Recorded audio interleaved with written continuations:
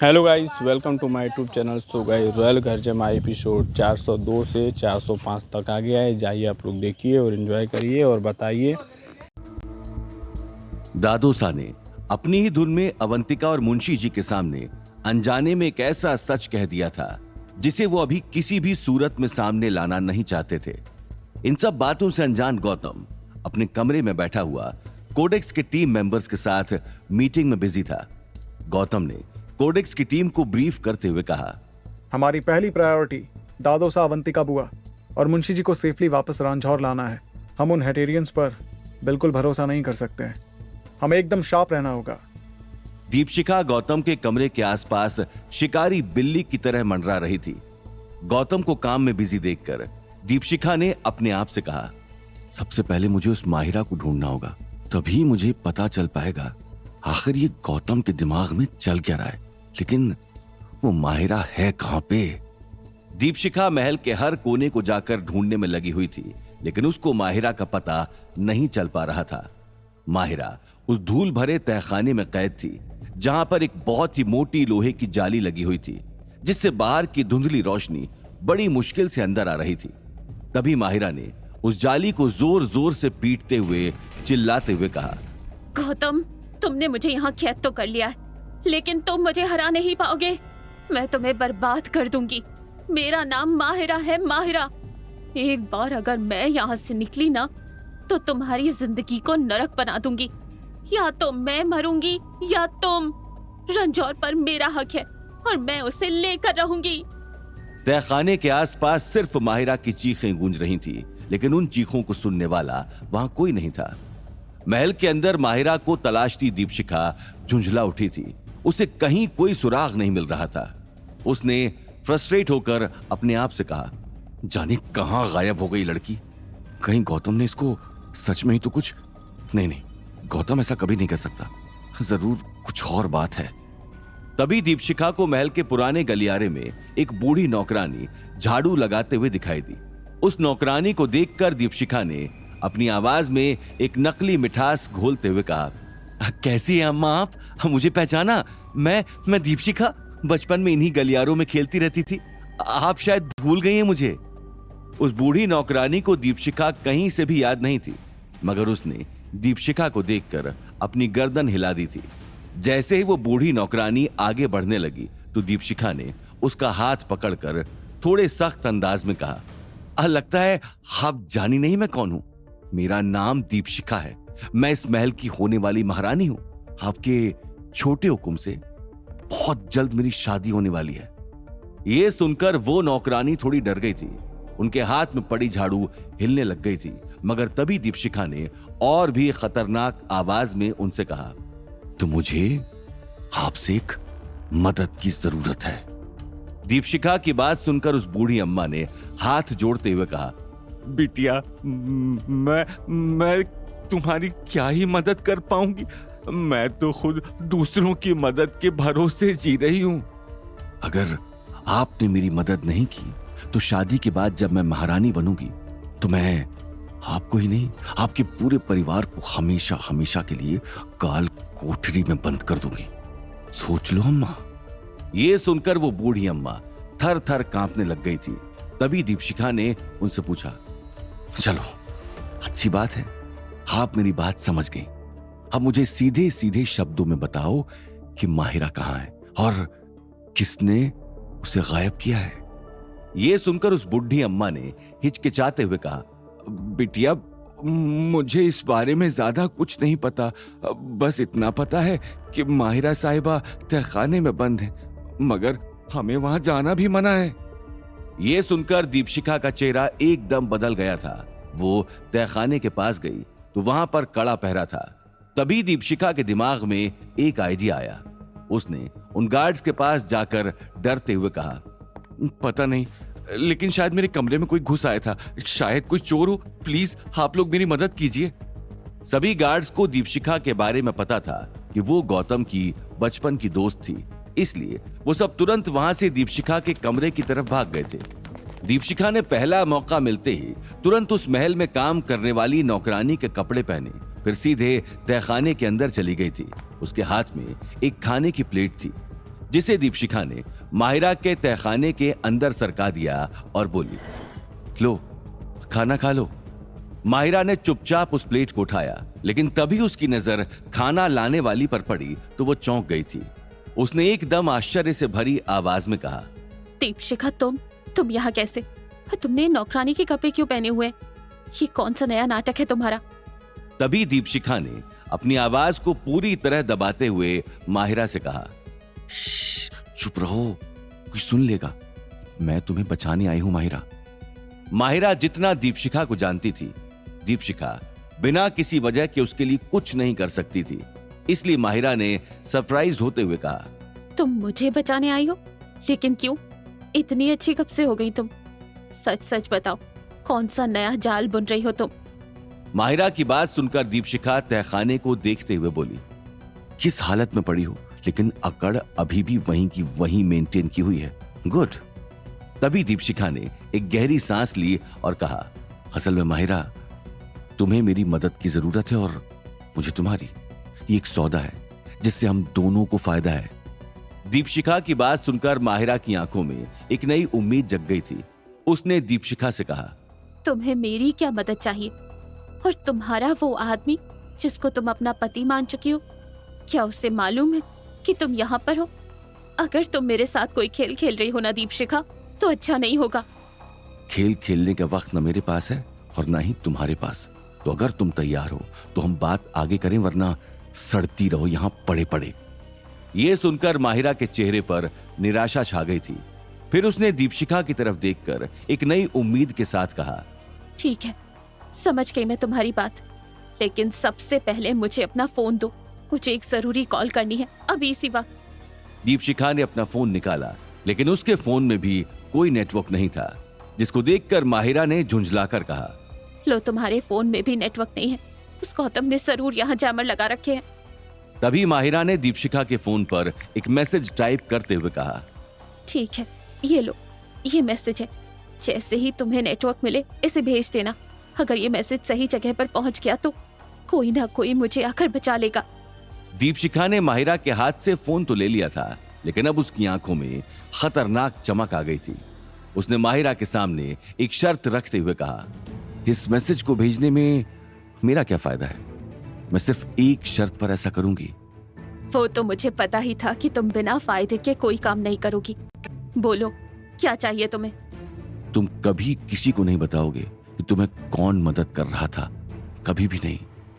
अगर तुमने अपनी जबान खोली तो फिर मैं तुम्हें यहां से बाहर नहीं निकालूंगी। तुम यहीं सड़ती रहोगी और गौतम तुम्हें कभी नहीं छोड़ेगा। दीपशिखा की बात सुनकर माहिरा एक पल के लिए सोच में पड़ गई थी। फिर उसने दीपशिखा से कहा, मुझे तुम्हारी शर्त मंजूर है। मैं वादा करती हूँ, मेरा मुंह बंद रहेगा हमेशा। बस कुछ भी करके मुझे यहाँ से बाहर निकाल दो। माहिरा की बात सुनकर दीपशिखा ने मुस्कुराते हुए उस फोन को अपनी जेब में रख लिया था। उसका पहला दाव सफल रहा था और अब वो माहिरा को अपने इशारों पर नचाने वाली थी। गौतम ने अपने कमरे की स्क्रीन पर एक डिजिटल मैप खोला हुआ था, जिसमें उस आइलैंड का नक्शा दिख रहा था। तभी गौतम ने आइलैंड पे सर्कल बनाते हुए कोडेक्स की टीम से कहा, याद रखना, मुझे हर एक पल की अपडेट चाहिए। कोई भी गलती नहीं होनी चाहिए। मेरे परिवार की सुरक्षा अब तुम लोगों के हाथ में है। गौतम की बात सुनकर फिरोज ने उससे कहा, आप बिल्कुल चिंता मत करिए गौतम साहब। आपने हमें जो जो बातें कही हैं उसको ध्यान में रखकर ही हम इस मिशन को कंप्लीट करेंगे। तभी विक्रांत स्क्रीन पर आते हुए बोला, गौतम सर, हम लोकेशन पर पहुंच चुके हैं। सब कुछ आपके बनाए हुए प्लान के अकॉर्डिंग ही चल रहा है। हम अब पूरी तरह तैयार हैं। विक्रांत की बात सुनकर गौतम ने उसको सख्त आवाज में इंस्ट्रक्शन देते हुए कहा, ध्यान से सुनो विक्रांत, हमारी प्रायोरिटी इस वक्त उन तीनों की सेफ्टी है। उन्हें सेफली वहां से बाहर निकालो, फिर पैसे सौंपना। अगर जरा भी खतरा लगे तो पैसे का इंतजार मत करना, पहले उन्हें निकालना। मैं हर कीमत पर उन्हें वापस चाहता हूँ। गौतम की बात सुनकर विक्रांत ने एकदम स्पष्ट आवाज में उससे कहा, यस सर, हम सब कुछ आपके बताए हुए इंस्ट्रक्शन के अकॉर्डिंग ही करेंगे। जिस दिन की तैयारी गौतम पिछले 8 दिन से कर रहा था, आज वो आ चुका था। गौतम की आंखों में एक अजीब सा डर साफ दिख रहा था। रात के घने अंधेरे में इस आइलैंड पर अवंतिका और बाकी लोग चुपचाप एक खुली जगह पर बैठे हुए थे। उनके आसपास कोडेक्स के गार्ड्स हाईली एडवांस हथियार लेकर अपनी अपनी पोजीशन पे खड़े हो गए थे। तभी विक्रांत को अपनी AK-47 पर उन हटारियंस का सरदार बैठा हुआ दिख रहा था। तो विक्रांत ने तुरंत गौतम को कनेक्ट करके कहा, Gautam sir, I have a clear visual of the leader of hatarians, और आप कहें तो मैं 1 मिनट के अंदर ही आपके परिवार को छुड़ाकर इन हटारियंस को मजा चखा सकता हूं। विक्रांत की बात सुनकर गौतम ने बेचैनी भरी आवाज में उससे कहा, नहीं, जब तक दादो सा, अवंतिका बुआ और मुंशी जी सेफली तुम्हारे अंडर में नहीं आ जाते तब तक तुम कुछ नहीं करोगे। गौतम की बात सुनकर विक्रांत पैसों से भरा बैग लेकर उन हटारियंस के लीडर के पास गया और पूरी इज्जत के साथ बोला, मुझे गौतम सर ने आपके पैसे लेकर भेजा है। ये कहकर विक्रांत ने पैसे से भरे 4 बैग उनके सामने पटक दिए थे। हटारियंस के लीडर ने विक्रांत को ऊपर से नीचे देखा और फिर अकड़ में चलता हुआ आगे आया और बोला, पूरे 1000 करोड़ है ना, अगर 1 पाई भी कम निकली तो तुम जानते हो कि फिर हम क्या कर सकते हैं। ये कहकर हटारियंस के लीडर ने उन पैसों से भरे बैग को खोला और जैसे ही वो पैसे निकालने लगा, अचानक आइलैंड की खामोशी को तोड़ती हुई धड़ धड़ धड़ 3 गोलियां निकलकर सीधे हटारियंस के लोगों के जाकर लगी और उनके 3 आदमी जमीन पर ही लुढ़क गए थे। ये देखकर उनके लीडर ने चिल्लाते हुए कहा, धोखा, हमारे साथ धोखा हुआ है, मार डालो उन तीनों को। ये सुनते ही विक्रांत ने अपने टीम के लोगों को ऑर्डर देते हुए कहा, हमला करो, सिक्योर द पैकेज। हटारियंस लड़ाके बिना सोचे समझे गोलियां बरसा रहे थे। दूसरी तरफ से कोडेक्स की टीम ने भी कोई कसर नहीं छोड़ रखी थी। पलक झपकते ही पूरा आइलैंड युद्ध के मैदान में बदल गया था। हर तरफ से गोलियों की आवाजें और चीखें आ रही थी। तभी गौतम ने स्क्रीन पर यह सब हलचल होते देख विक्रांत से पूछा, Vikrant, what the hell is going on? Vikrant जमीन पर लेटा हुआ अपने आप को गोलियों से बचाता हुआ बोला, सर, यहाँ पर भारी गोलीबारी हो रही है। हमारी तरफ से भी कोई अटैक नहीं किया गया है, फिर भी पता नहीं किसने हटारियंस के कुछ लोगों को मार दिया है। मुझे तो लगता है हमारे अलावा यहाँ कोई और भी है। गोलियों के बीच से आती विक्रांत की आवाज को सुनकर गौतम ने उससे कहा, विक्रांत, तुम कुछ भी करो, पर मुझे मेरे परिवार के लोग बिल्कुल सुरक्षित चाहिए, और पता करो कि तुम्हारे अलावा वहाँ कौन है। गौतम का ऑर्डर मिलते ही कोडेक्स की टीम तुरंत दादोसा और बाकी लोगों को बचाने की कोशिश में लग गई थी। गोलियों की बौछार के बीच हटारियंस का लड़ाका सीधे दादोसा की तरफ अपना निशाना लॉक करके बैठा था। उस लड़ाके ने अपनी ऑटोमेटिक गन के लेंस में दादोसा को देखते हुए कहा, हमारे साथ धोखा करने की सजा क्या होती है, ये सब तुझे पता चलेगा बुड्ढे। दादोसा और अवंतिका गोलियों की आवाज सुनकर डरे सहमे से एक पेड़ के नीचे छुपे हुए थे। मुंशी जी एक टीन की शेड लेकर उससे दादोसा को बचाने की कोशिश कर रहे थे। तभी मुंशी जी की नजर दादोसा के चेहरे पर गई। मुंशी जी ने कांपती हुई आवाज में उनसे कहा, महाराज साहब, आप हिलना मत। मुंशी जी की बात सुनकर दादोसा और अवंतिका दोनों चौंक गए थे। अवंतिका ने मुड़कर दादोसा को देखा तो उसकी सांस रुक गई थी। दादोसा के चेहरे के बीचों बीच एक लेजर लाइट का डॉट बना हुआ था, जिसका मतलब था किसी ने उनके ऊपर अपना निशाना लॉक कर दिया था। मगर इससे पहले कोई कुछ कर पाता, एक तेज गोली निकलने की भयानक आवाज आई। मुंशी जी दादोसा को बचाने के लिए पूरी ताकत से उनकी तरफ लपके। अवंतिका ने तो डर के मारे अपनी आंखें बंद कर ली थी, लेकिन तभी एक खून का फव्वारा निकल पड़ा। अवंतिका ने आंख खोलकर देखा तो दादोसा खून से सने पड़े हुए थे, लेकिन तभी दादोसा ने आंख खोलते हुए कहा, क्या हुआ? ये एकदम से क्या हुआ? अब मुझे कुछ समझ क्यों नहीं आ रहा। अवंतिका ने बगल में देखा तो वहां पर मुंशी जी बेजान पड़े हुए थे। उनके पेट में से खून निकल रहा था। दादोसा को बचाने के लिए मुंशी जी ने अपने आप को ढाल बना लिया था। मुंशी जी को देखकर अवंतिका जोर से चिल्लाई, मुंशी जी, आप ठीक तो हो? ये क्या हो गया? मुंशी जी अवंतिका से कुछ कहने की कोशिश कर रहे थे, लेकिन तभी उनके मुंह से खून निकलना शुरू हो गया था। मुंशी जी की हालत बहुत ज्यादा खराब हो गई थी। अवंतिका को समझ नहीं आ रहा था कि वो क्या करे। क्या अब अवंतिका मुंशी जी को बचाने में कामयाब हो जाएगी? आखिर इस हमले के पीछे का मकसद क्या था और कौन जिम्मेदार था? कौन है जिसने ये गोलियां चलाई थी? क्या अब कोडेक्स हटारियंस के आगे अपनी हार मान लेगा? क्या अब गौतम के लिए हटारियंस नई परेशानी खड़ी करेंगे? इन सब सवालों के जवाब जानने के लिए सुनिए अगला एपिसोड सिर्फ पॉकेट FM पर।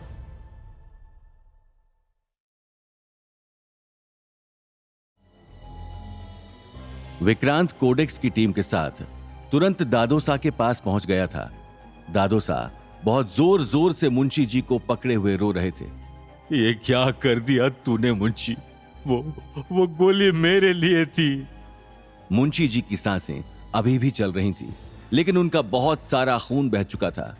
तभी विक्रांत ने गौतम को सैटेलाइट फोन से अपडेट देते हुए कहा, sir, we have a bad news. हमने पूरी कोशिश की लेकिन मगर मुंशी जी को गोली लग गई है।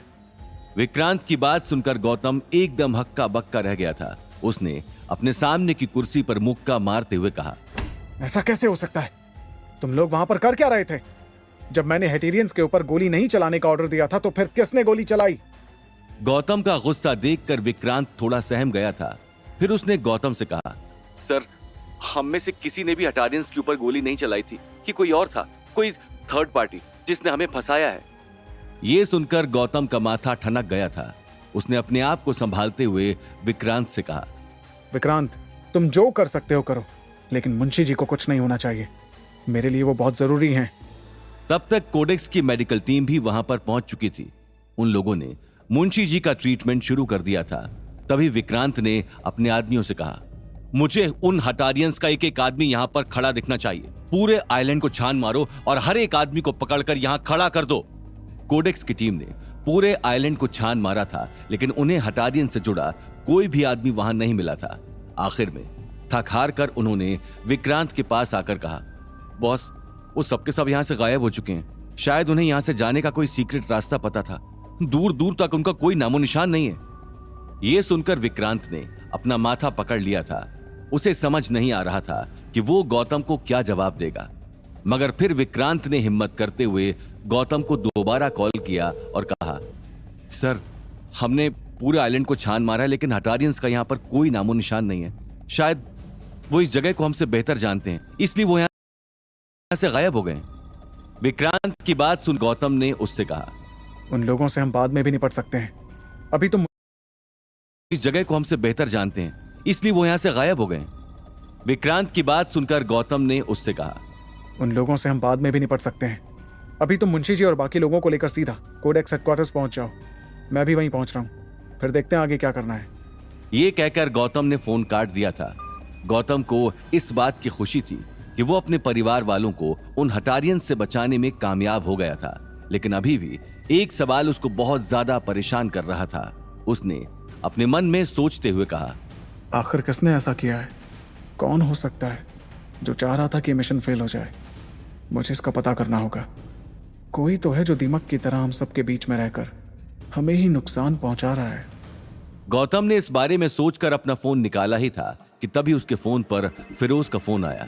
गौतम ने फोन उठाकर कहा, हाँ फिरोज, मुझे सब कुछ पता चल चुका है। मैं अभी कोडेक्स हेडक्वार्टर्स के लिए निकल रहा हूँ।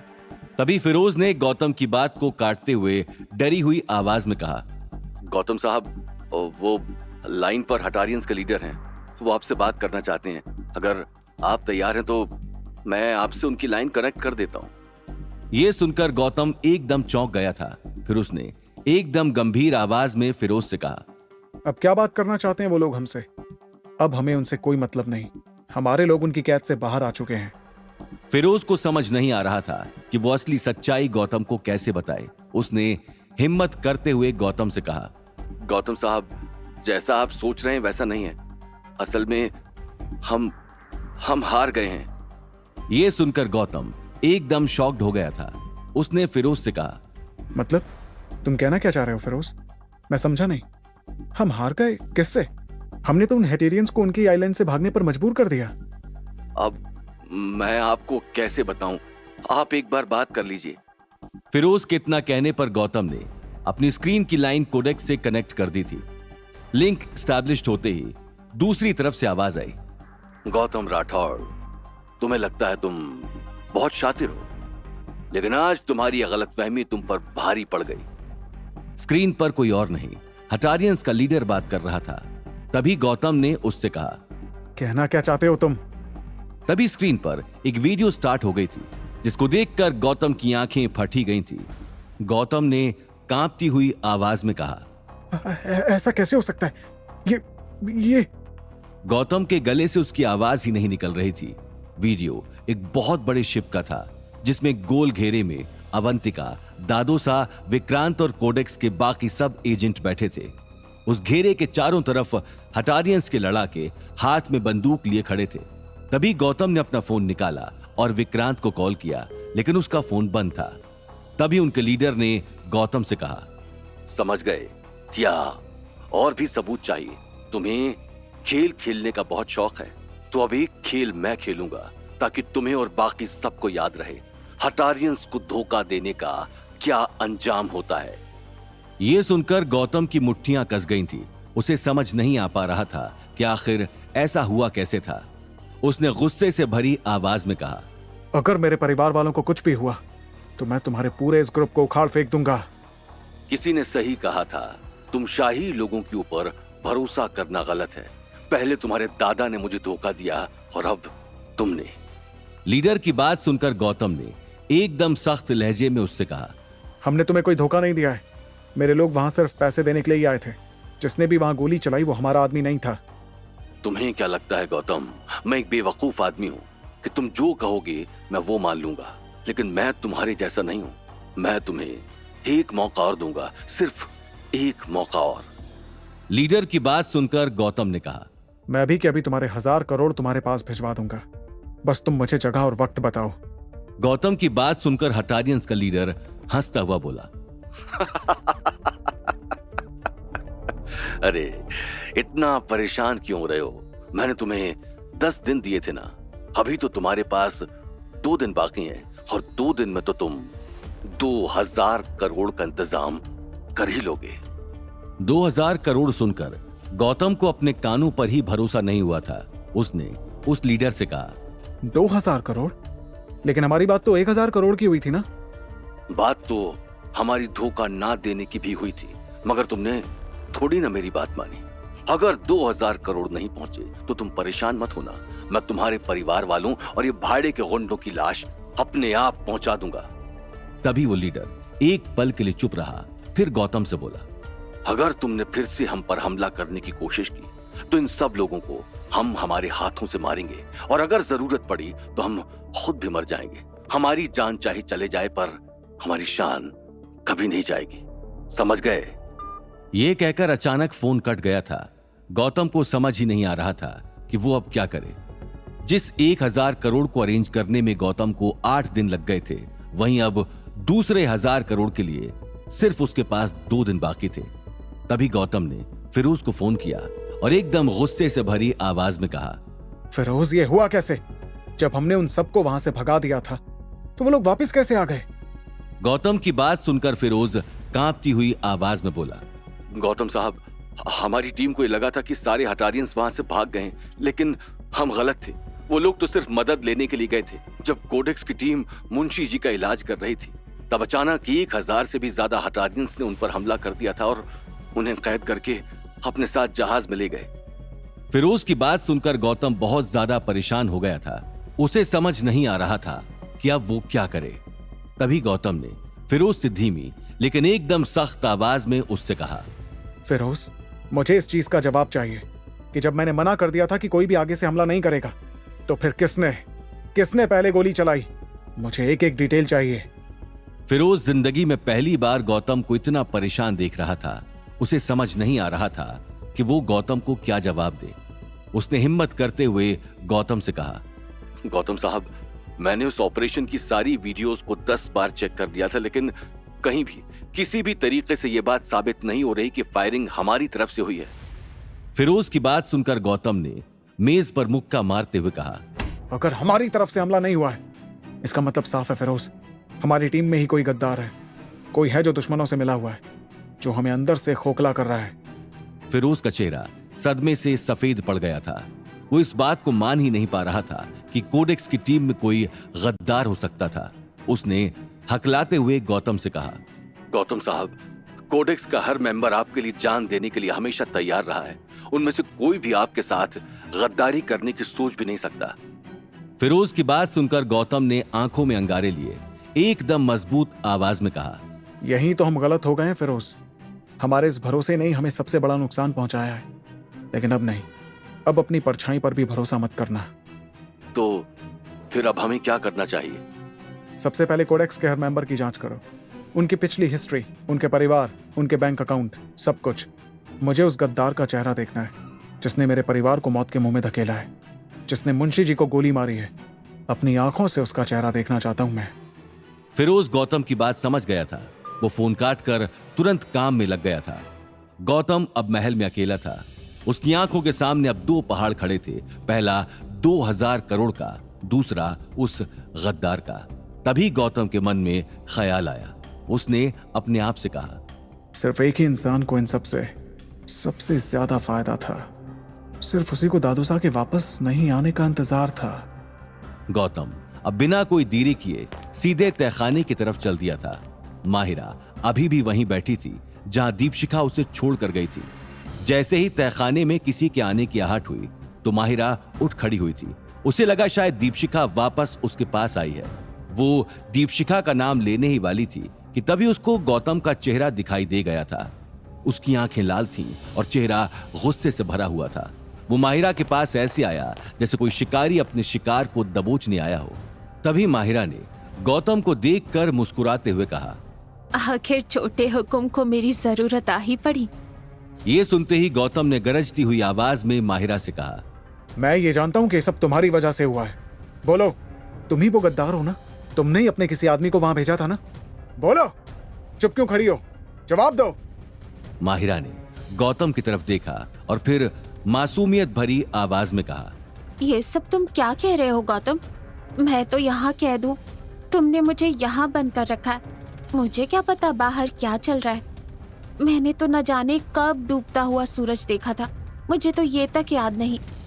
तभी गौतम ने सलाखों में से हाथ डालकर माहिरा की कॉलर पकड़कर कहा, झूठ मत बोलो माहिरा, चुपचाप बताओ, मेरे पीठ पीछे उन हेटेरियंस पर हमला किसने किया? मुझे पूरा विश्वास है कि इन सब में तुम्हारा ही हाथ है। ऐसे गंदे खेल खेलने की महारत तुम्हारे ही दिमाग को हासिल है। ये सुनकर माहिरा की आंखों में आंसू आ गए थे।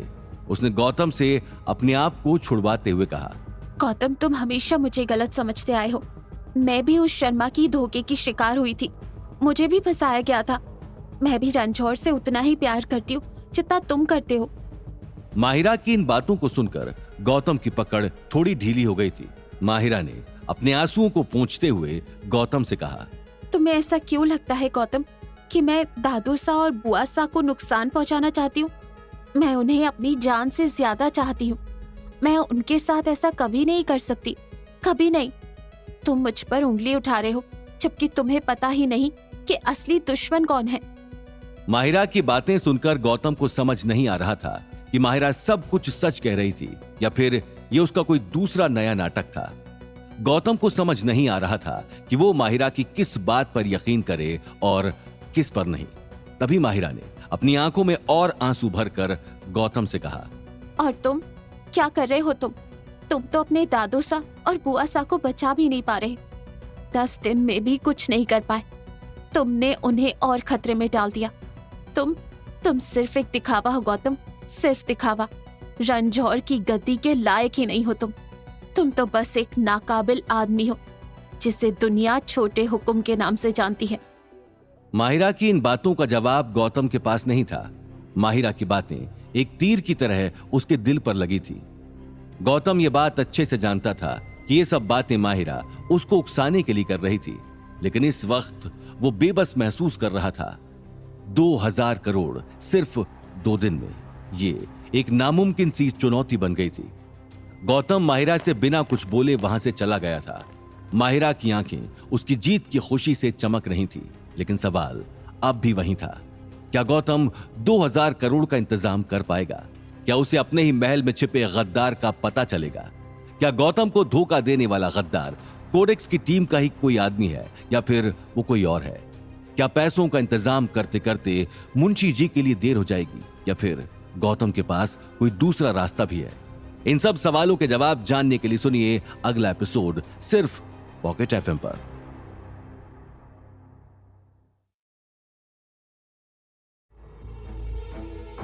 गौतम महल से सीधा कोडेक्स के हेडक्वार्टर्स पहुंच गया था।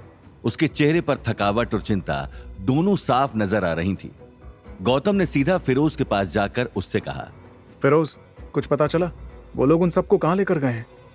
गौतम की बात सुनकर फिरोज ने उससे कहा, गौतम साहब, हमने इंटरपोल के हर सोर्स का इस्तेमाल कर दिया है, लेकिन पता ही नहीं चल पा रहा। न जाने वो लोग कहां गायब हो गए। ऐसा लग रहा है जैसे वो कभी वहां थे ही नहीं। फिरोज की बात सुनकर गौतम ने उससे कहा, फिरोज, ऐसा हो ही नहीं सकता कि वो लोग ऐसे ही कहीं गायब हो गए हों। कुछ तो है जो हम लोग मिस कर रहे हैं। हर एक चीज को दोबारा चेक करो, कहीं भी कोई भी लीड मिले तो मुझे अपडेट देना। गौतम की बात सुनकर फिरोज ने उससे कहा, ठीक है गौतम साहब, मैं पता करता हूं। यह कहकर गौतम कोडेक्स हेडक्वार्टर से सीधा रंजोर के लिए निकल गया था।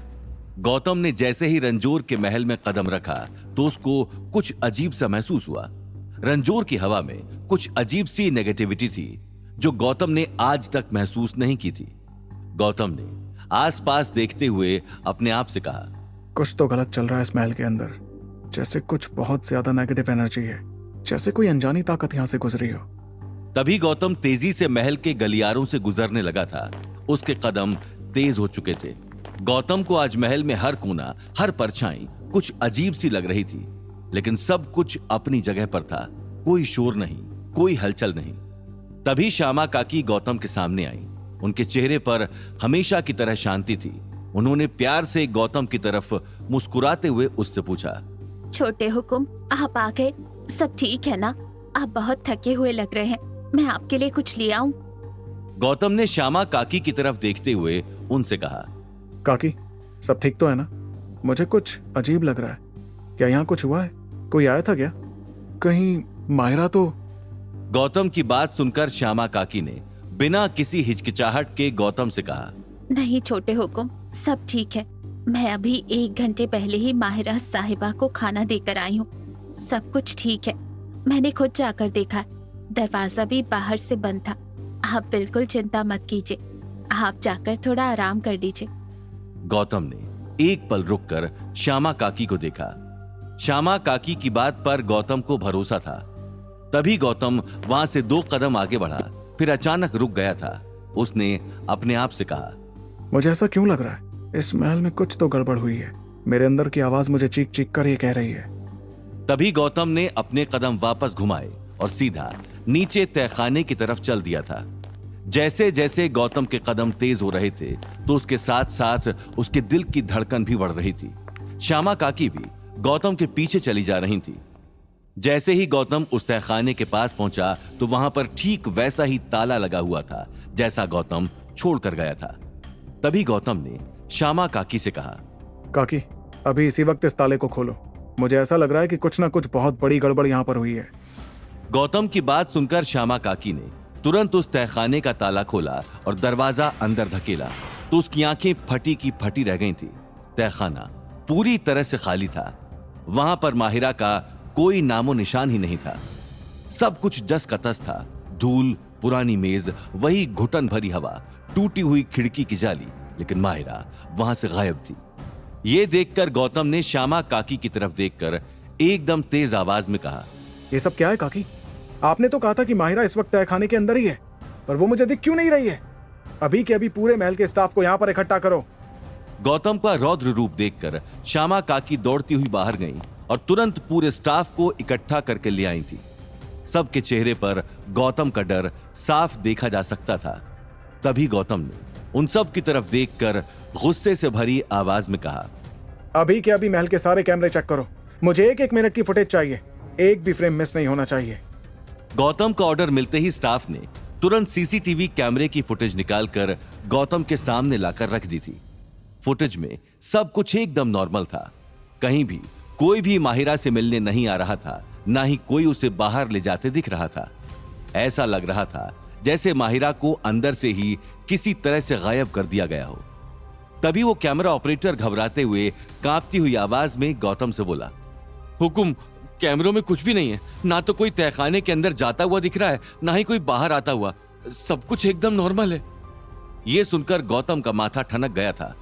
माहिरा का गायब होना अपने आप में एक सवाल बनकर गौतम के दिमाग में घूम रहा था। गौतम ने तहखाने की ओर देखते हुए अपने आप से कहा, अब ये कौन सा नया दुश्मन है जो इतनी सफाई से अपना काम करके आए? एक तरफ जहां गौतम माहिरा के गायब होने की वजह ढूंढने में लगा हुआ था, वहीं दीपशिखा अपने कमरे में बैठी हुई माहिरा के मैसेज को देख रही थी जिसे उसने बाद में भेजने का वादा किया था। दीपशिखा ने अपने आप को शीशे में देखते हुए कहा, क्या करूं बता, ये मैसेज भेजूं या नहीं? अब वादा किया है तो निभाना भी पड़ेगा दीपशिखा। दीपशिखा अपने कमरे में बैठी हुई इस तरह अपने ख्यालों में खोई हुई थी। तभी वही बूढ़ी नौकरानी जिसे दीपशिखा ने धमकाया था हांफती हुई उसके कमरे में आ गई थी। दीपशिखा ने उसकी तरफ देखकर उससे पूछा, क्या बात है अम्मा, ऐसी कौन सी जरूरत आ गई कि आप यहां मेरे कमरे में ही आ गई? उस बुढ़ी अम्मा के चेहरे पर मौत का डर साफ दिख रहा था। उसकी सांसें फूल रही थी जैसे अभी दम निकल जाएगा। उन्होंने हांफते हुए दीपशिखा से कहा, मालकिन मालकिन, छोटे हुकुम मुझे मार डालेंगे। मैंने आपकी मदद की थी माहिरा साहिबा से मिलने में। वो गायब हो गई, वो वहां से भाग गई हैं। छोटे हुकुम मुझे मार डालेंगे। बुढ़ी अम्मा की बात सुनकर दीपशिखा को गहरा सदमा लग गया था। उसे अपने कानों पर यकीन ही नहीं हो रहा था। उसने तुरंत उन अम्मा के पास जाकर उनको झकझोरते हुए कहा, क्या आप बकवास कर रही हो? आप माहिरा कैसे भाग सकती है? ये कैसे हो सकता है? मैंने तो अभी उस मैसेज को कहीं भेजा ही नहीं। फिर ऐसा कैसे हो सकता है? वो तो वहीं थी तहखाने में, मैंने खुद देखा था उसे। ये झूठ है। बूढ़ी अम्मा ने कांपते हुए सर हिलाया और रोते हुए बोली, हाँ मालकिन, छोटे हुकुम अभी वहां गए थे लेकिन तहखाना खाली था। वो बहुत ज्यादा गुस्से में, वो मुझे ढूंढ रहे होंगे। वो सबको मार डालेंगे। आपके चक्कर में मैं फंस गई। तभी दीपशिखा ने अपना शातिर दिमाग दौड़ाया। कई हजार ख्याल उसके दिमाग में घूम रहे थे। उसे यकीन नहीं हो रहा था कि महल में रहते हुए भी उसे इतनी बड़ी खबर नहीं मिली थी। लेकिन सवाल अब भी वही था, क्या आखिर माहिरा गायब हुई तो हुई कैसे? इस बारे में सोचकर दीपशिखा ने अपने आप से कहा, सिर्फ एक ही इंसान है जो मुझे इस बारे में पता करके बता सकता है। दीपशिखा ने तुरंत अपना फोन निकाला और अपने पिता आनंद मित्तल को कॉल करके चिल्लाते हुए कहा, डैड, ये सब आपने किया है ना? और अगर आपका यही प्लान था तो why didn't you let me know? मैं यहां अपने जाले बुनने में लगी हुई हूं और आप मेरी ही मकड़ी चुरा ले गए। दीपशिखा की बातों को सुनकर आनंद मित्तल को समझ नहीं आ रहा था कि वो क्या कह रही थी। उसने दीपशिखा से पूछते हुए कहा, अरे क्या बेवकूफ जैसी बातें कर रही हो? जो भी बात है साफ साफ कहो। दीपशिखा ने पूरी बात आनंद मित्तल को बताते हुए उससे कहा, इसलिए मुझे लगता है कि इन सब में आपका हाथ है। दीपशिखा की बातों को सुनकर आनंद मित्तल ने उससे कहा, अगर तुम्हें ऐसा लगता है तो तुम्हें गलत लगता है। मेरा माहिरा के गायब होने से कोई लेना देना नहीं है। मैं पहले से ही अपने काम में बहुत बिजी हूं। मैंने तुमसे पहले भी कहा था, मेरे पास इन छोटी मोटी चीजों में पड़ने का वक्त नहीं है। यह कहकर आनंद ने दीपशिखा का फोन काट दिया था। दीपशिखा के चेहरे पर त्योरियां आ गई थी और माथे पर पसीना। उसने आनंद के बारे में सोचते हुए अपने आप से कहा, अगर डैड ने ऐसा नहीं किया तो फिर माहिरा के गायब होने में किसका हाथ है? तभी दीपशिखा को उस मैसेज के बारे में याद आया जिसे माहिरा ने उसे भेजने के लिए कहा था। तभी दीपशिखा ने जब नंबर को खोलकर देखा तो उस पर लिखा था, मास्टर हेल्प। दीपशिखा ने इस नंबर को ट्रेस करने की कोशिश की लेकिन वहां से भी कोई जवाब नहीं मिल रहा था। दीपशिखा ने कई बार उस नंबर को डायल किया लेकिन हर बार वो प्राइवेट नंबर बोलकर कटता जा रहा था। इस बारे में सोचते हुए दीपशिखा ने अपने आप से कहा, जिस भी इंसान को माहिरा ये मैसेज भिजवाना चाह रही थी वो असल में बहुत ताकतवर इंसान होगा जो अपनी पहचान जाहिर नहीं करना चाहता होगा। लेकिन आखिर ये आदमी कौन हो सकता है? तभी दीपशिखा को एक भयानक एहसास हुआ। उसने घबराते हुए अपने आप से कहा, इसका मतलब इस खेल के अंदर कोई तीसरा खिलाड़ी भी है, कोई ऐसा जिसकी पहुंच महल के अंदर तक है, जो कि इतना शातिर है कि वो गौतम को भी चकमा दे गया है और शायद उसकी पहचान जाहिर ना होना ही उसकी सबसे बड़ी ताकत है। अब दीपशिखा को समझ में आ गया था कि महल में उसका रहना सुरक्षित नहीं था। उसने आसपास देखते हुए अपने आप से कहा, अगर गौतम को पता चल गया कि मैंने माहिरा की मदद की थी तो वो मुझे जिंदा नहीं छोड़ेगा। मुझे अब हर हाल में यह महल छोड़ना होगा। अब दीपशिखा के मन में एक डर बैठ गया था। उसने बूढ़ी अम्मा की तरफ देखते हुए अपने मन में सोचा, अगर इस बुढ़ी अम्मा के जरिए गौतम को पता चल गया कि मैं माहिरा से मिलने गई थी तो वो सीधा शक मुझ पर ही करेगा। मुझे कुछ भी करके इसका इंतजाम करना होगा। तभी दीपशिखा ने उस बुढ़ी अम्मा के सामने नोटों की गड्डी रखते हुए कहा, ये लो पैसे और अभी के अभी इस महल से निकल जाओ, जितनी जल्दी हो सके।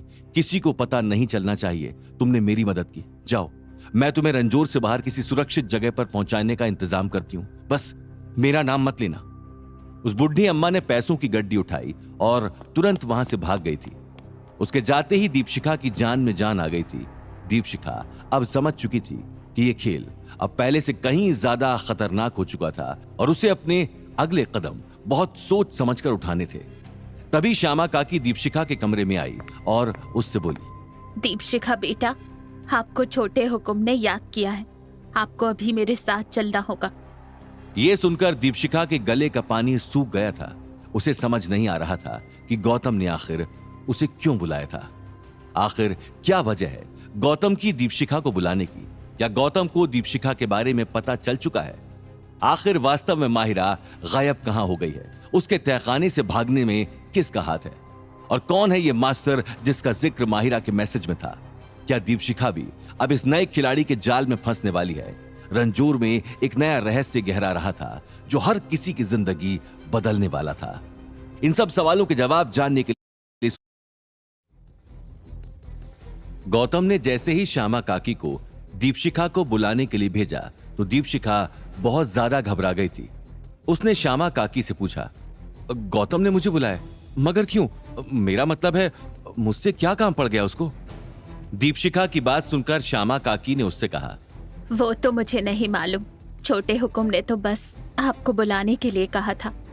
दीपशिखा श्यामा काकी के साथ डरी सहमी हुई गौतम के पास गई। गौतम अपने कमरे में बैठा हुआ अपनी सारी अकाउंट डिटेल्स को चेक कर रहा था। उसने दीपशिखा को देखते ही उससे कहा, सॉरी दीपशिखा, मुझे तुम्हें इस वक्त परेशान करना पड़ा। मैं तुमसे कुछ जानना चाहता था। अभी जब मैं महल से बाहर गया था तो क्या तुम माहिरा से मिली थी? गौतम का यह सवाल सुनकर दीपशिखा की सिट्टी पिट्टी गुम हो गई थी। उसने बात को घुमाते हुए गौतम से कहा, नहीं, मैं जब से महल में आई हूं तब से तो मेरी एक बार भी माहिरा से मुलाकात नहीं हुई। मैं तो खुद ही सोच रही थी कि पता नहीं वो कहां चली गई। क्या हुआ, कुछ गड़बड़ है क्या? गौतम लगातार दीपशिखा की तरफ देख रहा था। तभी उसने दीपशिखा से कहा, दीपशिखा, अभी ये महल हम में से किसी के लिए भी सुरक्षित नहीं है। मुझे नहीं लगता कि इस वक्त तुम्हें यहां पर रहना चाहिए। गौतम की बात सुनकर दीपशिखा की जान में जान आ गई थी। उसने गौतम से कहा, मैं तो खुद अभी यहां से निकलने ही वाली थी। अच्छा हुआ तुमने मुझे बुला लिया, इसी बहाने हमारा मिलना तो हो गया। चलो मैं चलती हूं, कभी वक्त मिले तो मिलने आ जाना। यह कहकर दीपशिखा वहां से चली गई थी। गौतम से मिलकर दीपशिखा सीधे अपने कमरे के अंदर गई और तुरंत अपने पिता आनंद मित्तल को फोन करके बोली, dad, something is going on in Ranjor. कुछ तो बहुत बड़ा हुआ है, आप अभी पता करिए। दीपशिखा की बात सुनकर आनंद मित्तल ने उससे कहा, अब कौन सी नई कहानी लेकर आई हो तुम? मुझे तो ऐसा लग रहा है कि रंजोर के महल में रहकर तुम्हारा भी दिमाग खराब होता जा रहा है। चुपचाप अब तुम घर पर आ जाओ। डैड, आप समझ नहीं रहे हैं। मैं अभी गौतम से मिलने गई थी और वो बहुत ज्यादा परेशान लग रहा था। उसने मुझे यहां तक कहा है कि ये महल अभी सुरक्षित नहीं है। डैड, अगर आपको अपना बदला लेना है तो I think it's a right time. Deepshikha की बात सुनकर आनंद मित्तल ने एक पल के लिए सोचा, फिर उससे कहा, ठीक है, मैं पता करता हूं। यह कहकर आनंद मित्तल ने अपना फोन काट दिया था। दीपशिखा ने फोन हाथ में लिए अपने आप से कहा, गौतम, तुम चिंता मत करो, मैं तुम्हें कुछ नहीं होने दूंगी। तुम तो मेरी हो, लेकिन मैं तुम्हें उस हालत में जरूर पहुंचा दूंगी जहां से तुम कहीं नहीं जा पाओगे। गौतम को महल के ऊपर एक अनजाना खतरा महसूस हो रहा था। गौतम, जिसकी रगों में राजपूताना खून दौड़ता था, वो अपने अंदर उभरते हुए इस तूफान को महसूस कर पा रहा था। तभी गौतम के फोन पर एक कॉल आया। गौतम ने फोन उठाया तो दूसरी तरफ से आवाज आई, सुनने में आया है कि तुम्हारी डील की ऐसी की तैसी हो गई। ऐसा ही होता है जब मेंढक मगरमच्छ बनने का ख्वाब देखने लगते हैं। गौतम समझ गया था कि आनंद मित्तल को हटारियंस के साथ हुए इंसिडेंट का पता चल गया है। तभी गौतम ने आनंद से कहा, हाँ अंकल, मगर कोई बात नहीं, अभी भी मेरे पास 2 दिन है। इन 2 दिनों में मैं मेरे परिवार को वापस ले आऊंगा। गौतम की बात सुनकर आनंद मित्तल हंसता हुआ बोला, जिस आदमी से 8 दिन में अपने परिवार वाले नहीं लाए गए, वो 2 दिन में लाने की बात कर रहा है। सही कहा था तुम्हारे बारे में किसी ने। तुम्हारी हवा में उड़ने की आदत इतनी बुरी है, तुम एक दिन सब कुछ बर्बाद कर दोगे। आनंद मित्तल की बात सुनकर गौतम को बहुत तेज गुस्सा आ गया था, लेकिन उसने अपने गुस्से को काबू में रखते हुए कहा, अंकल ऐसा तो हो नहीं सकता कि आपने बस ये सब बातें करने के लिए मुझे फोन किया हो। जरूर आपके दिमाग में कोई ना कोई और बात है। चलो, कहीं और तो दिमाग चलता है तुम्हारा।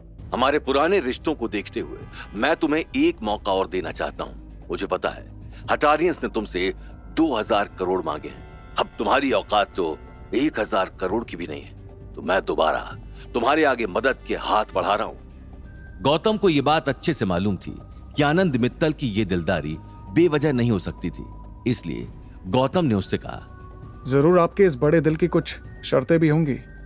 वो तो होंगी ही, लेकिन इस बार शर्त कुछ और है। अगर तुम्हें मुझसे 1000 करोड़ चाहिए तो तुम्हें अपना इस शाही वारिस का गुरूर छोड़कर मेरा घर जमाई बनना होगा। आनंद मित्तल की बात को सुनकर गौतम ने उससे कहा, माफ करना अंकल, मगर मुझे आपकी मदद की जरूरत नहीं है। मैं खुद अपने परिवार को बचाने के लिए पैसों का इंतजाम कर लूंगा। गौतम की यह बात सुनकर आनंद मित्तल जोर जोर से हंसता हुआ बोला,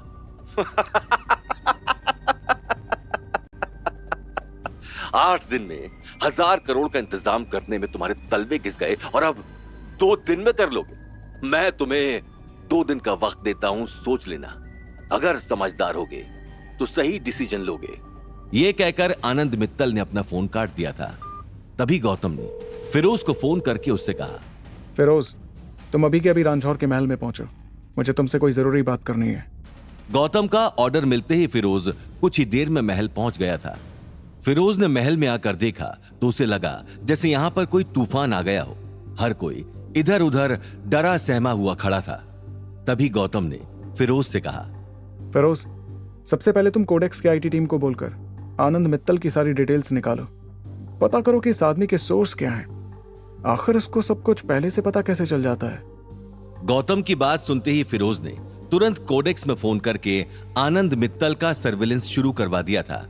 गौतम ने फिरोज को आज महल में हुई घटना के बारे में बताया, जिसको सुनकर उसे अपने कानों पर भरोसा ही नहीं हो रहा था।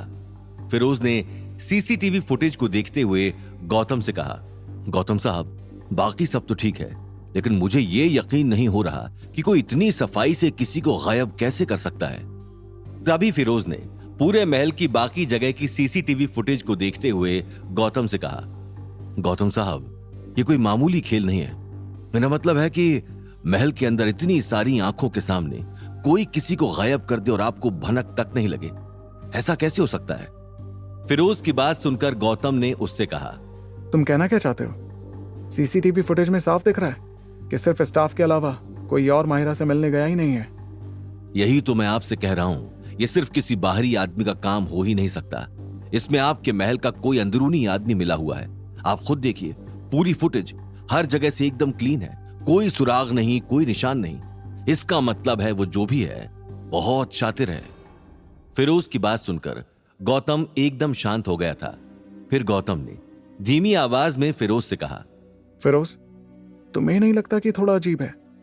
पहले हमारे मिशन में किसी ने हमारे साथ गद्दारी की और अब यहां महल में ये कुछ और है, कुछ ऐसा जिसे हम अपनी आम सोच से नहीं समझ सकते। इस महल की हवा में कुछ बदल गया है, मैं उसे महसूस कर पा रहा हूं। गौतम की बात सुनकर फिरोज अपना माथा सिकोड़ते हुए बोला, क्या मतलब गौतम साहब, आप किसी बाहरी हाथ की बात कर रहे हैं या? तभी गौतम ने फिरोज की आंखों में देखते हुए एकदम गंभीर आवाज में कहा, मैं किसी ऐसे हाथ की बात कर रहा हूं जो शायद हमें दिखाई ही ना दे। यह सिर्फ इंसान का काम नहीं है फिरोज, ये किसी अदृश्य शक्ति का कमाल है। एक जादू, एक माया जाल जिसने हम सब की अक्ल पर जादू कर दिया है। हमें पता ही नहीं चला कि क्या हो रहा है या क्या होने वाला है। गौतम की बात सुनकर फिरोज एकदम चौंक गया था। उसने हैरानी भरी आवाज में गौतम से कहा, जादू? गौतम साहब, आप ये क्या कह रहे हैं? इस 21वीं सदी में जब साइंस हर राज को खोल रहा है, आप? तभी गौतम ने फिरोज की बात को काटते हुए कहा, तुम शायद समझ नहीं पाओगे फिरोज, लेकिन मुझे अभी भी अच्छे से याद है जब मेरे माता पिता। ये कहते हुए गौतम की आवाज में हल्का सा दर्द आ गया था, लेकिन उसने तुरंत खुद को संभालते हुए कहा, जब उनका एक्सीडेंट हुआ था तब भी मुझे ऐसा ही अजीब डरावना एहसास हुआ था। सब कुछ नॉर्मल था, लेकिन कुछ था जो चिल्ला चिल्ला कर कह रहा था कि ये नॉर्मल नहीं है। मुझे लगता है कि ये वही ताकत है, वही काला साया जिसने एक बार फिर इस महल पर अपना शिकंजा कस लिया है। गौतम की इस बात को सुनकर फिरोज ने उससे कहा, इसका मतलब आपको लगता है कि जो आदमी आपके माता पिता की मौत में शामिल था उसी ने आपकी बहन को तहखाने से निकाला है? फिरोज की बात सुनकर गौतम को रामदीन काका याद आए। गौतम ने तुरंत श्यामा काकी से पूछा, काकी, रामदीन काका कहाँ हैं? छोटे हुकुम, ओपन पैलेस डे की वजह से हम उनकी सेफ्टी का पूरा ध्यान नहीं रख पा रहे थे, तो हमने उन्हें महल के एक नए बन रहे कमरे में शिफ्ट कर दिया ताकि किसी की नजर उन पर ना जाए। गौतम को लगा शायद काका कुछ जानते हों, ऐसा कुछ जो उसकी उलझनों को सुलझा सके। इसलिए गौतम फिरोज के साथ तुरंत रामदीन काका से मिलने के लिए चला गया था। रामदीन काका कमरे में कंबल ओढ़े सो रहे थे। गौतम के आने की आहट से उनकी नींद टूट गई थी। उन्होंने गौतम को देखते ही झुकते हुए कहा, अरे छोटे हुकुम, आपने क्यों तकलीफ की, मुझे ही बुला लिया होता। गौतम ने रामदीन काका के बगल में बैठकर उनसे माफी मांगते हुए कहा, काका, आप ठीक तो है ना?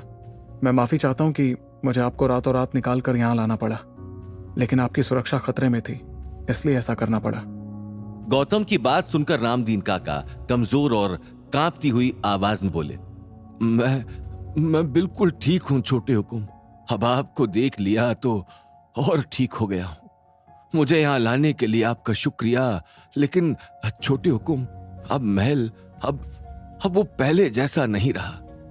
रामदीन काका की ये बात सुनकर गौतम थोड़ा चौंक गया था। उसने रामदीन काका का हाथ अपने हाथ में लिया और आंखों में एक उम्मीद लिए उनसे बोला, काका, आपको ऐसा क्यों लगा?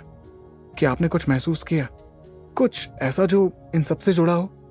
गौतम की बात सुनकर रामदीन काका की आंखें अचानक दहशत से भर गई थी, जैसे वो किसी भयानक सपने से जगे हों। उन्होंने कांपती हुई आवाज में गौतम से कहा, हाँ छोटे हुकुम, कुछ तो अलग सा चल रहा है इस महल में। आज दोपहर सूरज तप रहा था, इतनी गर्मी थी कि पसीने छूट रहे थे, पर मुझे इतनी भयानक ठंड लगी, इतनी भयानक कि मेरी हड्डियां तक जम गईं, जैसे कोई बर्फीली हवा अंदर तक घुस गई हो। रामदीन काका की बात सुनकर गौतम थोड़ा सरप्राइज हो गया था। उसने रामदीन काका से पूछा, ठंड दोपहर में? ऐसा कैसे हो सकता है काका? गौतम की बात सुनकर रामदीन काका ने अपनी आंखें बंद कर लीं और एकदम गहरी आवाज में उस फीलिंग को याद करते हुए बोले, ऐसा पहली बार नहीं था छोटे हुकुम जब मुझे ऐसा महसूस हुआ। आज से पहले भी एक बार मुझे बिल्कुल ऐसा ही लगा था। आज से पहले भी? मगर कब? यही ठंड, यही सर्द एहसास मुझे तब भी हुआ था जब आपके माता पिता। ये कहते हुए रामदीन काका की आवाज अचानक लड़खड़ाने लग गई थी। वो जोर जोर से कांपने लग गए थे। तभी गौतम ने उनको सहारा देते हुए उनसे कहा, काका, क्या हुआ था? आप क्या जानते हैं? मुझे बताइए, ऐसा क्या हुआ था मेरे माता पिता के साथ? तभी रामदीन काका ने अपनी पूरी ताकत लगाते हुए गौतम से कहा, उस दिन भी छोटे हुकुम सब कुछ एकदम से बदल गया था, बिल्कुल आज की तरह। कोई तो ताकत थी जिसने हम सब की आंखों पर पट्टी बांध दी थी। तब भी हमें समझ ही नहीं आया था कि क्या हो रहा है। गौतम ने रामदीन काका की बात पूरी होने से पहले ही उनसे कहा, कौन था काका? उसका नाम बताइए, मैं उसे ढूंढ निकालूंगा, चाहे वो कोई भी हो, कितना भी ताकतवर क्यों ना हो। रामदीन काका ने अपनी आंखें खोलकर गौतम की आंखों में देखते हुए कहा, मैं और ज्यादा नहीं बता सकता छोटे हुकुम। इस सवाल का जवाब मेरे पास नहीं है। ये जवाब आपके दादो सा के पास है, वही आपको बता सकते हैं, वही आपको रास्ता दिखा सकते हैं। यह सुनकर गौतम एकदम हैरान रह गया था। उसने रामदीन काका से पूछा, दादो सा? उन्होंने अब तक मुझसे बात क्यों छुपाई? गौतम की इस बात का रामदीन काका ने कोई जवाब नहीं दिया और वो चुपचाप सो गए थे। रामदीन काका की बात सुनकर गौतम एकदम सन्न रह गया था। तभी फिरोज ने गौतम से कहा, इसका मतलब गौतम साहब, हमारे पास सिर्फ 2 दिन है आपके दादू सा को बचाने के लिए और आपके माता पिता के हत्यारे का सुराग ढूंढने के लिए। ये तो बहुत कम वक्त है। रामदीन काका की इन बातों ने गौतम के दिमाग को हिला कर रख दिया था। गौतम के दिमाग में अब कई सारे ख्याल घूम रहे थे। उसने अपने आप से बात करते हुए कहा, माहिरा का इस तरह से गायब होना, दादूसा का किडनैप होना, रामदीन काका का ये भयानक एक्सपीरियंस, ये सब सिर्फ एक कोइंसिडेंस नहीं हो सकता। कहीं इन सब चीजों के तार सिर्फ एक ही इंसान से तो नहीं जुड़े हुए हैं। क्या वाकई में ये सब कुछ एक ही जगह से जुड़ा हुआ है? आखिर कौन था वो ताकतवर दुश्मन जिसने रंजोर के महल पर ऐसा काला साया डाल दिया है? क्या गौतम अपने दादूसा तक पहुंच पाएगा और उनसे वो सच जान पाएगा जो उसके माता पिता की मौत का राज है? क्या गौतम आनंद की ऑफर को एक्सेप्ट कर लेगा? इन सब सवालों के जवाब जानने के लिए सुनिए अगला एपिसोड सिर्फ पॉकेट एफएम पर।